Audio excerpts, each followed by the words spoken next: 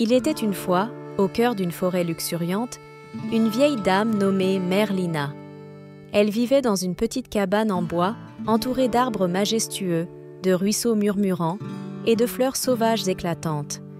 Mère Lina avait passé presque toute sa vie dans cette forêt, loin du tumulte de la ville, et elle était connue pour sa sagesse et sa sérénité. Chaque matin, au lever du soleil, Mère Lina sortait de sa cabane pour méditer sous un grand chêne, son arbre préféré. Elle pratiquait la méditation zen, une tradition qu'elle avait apprise dans sa jeunesse en voyageant avec des moines bouddhistes. Sa respiration calme et profonde était en harmonie avec les chants des oiseaux et le murmure du vent dans les feuilles.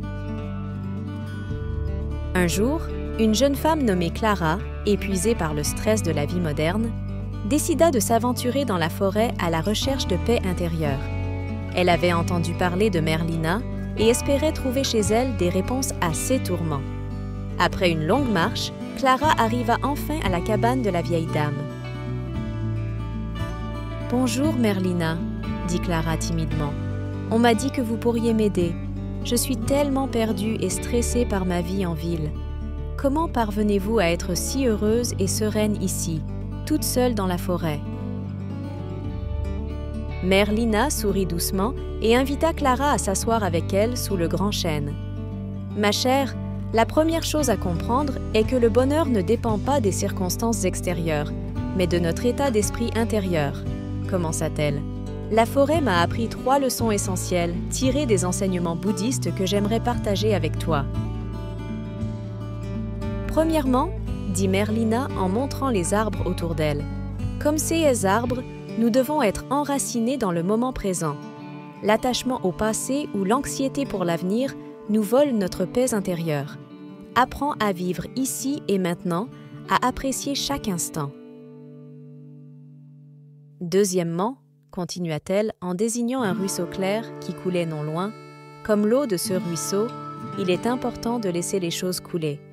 Ne te laisse pas piéger par les émotions négatives ou les pensées obsédantes. Accueille-les, puis laisse-les partir. Et troisièmement, dit-elle en caressant une fleur sauvage, cultive la gratitude. Chaque jour, sois reconnaissante pour les petites choses points de la vie. Remarquer la beauté autour de nous, même dans les moments difficiles, peut transformer notre perspective et nourrir notre joie intérieure. Clara écoutait attentivement, touchée par la simplicité et la profondeur des paroles de Mère Lina. Elle resta plusieurs jours avec la vieille dame, apprenant à méditer, à marcher consciemment dans la forêt et à observer la nature avec un esprit tranquille et ouvert.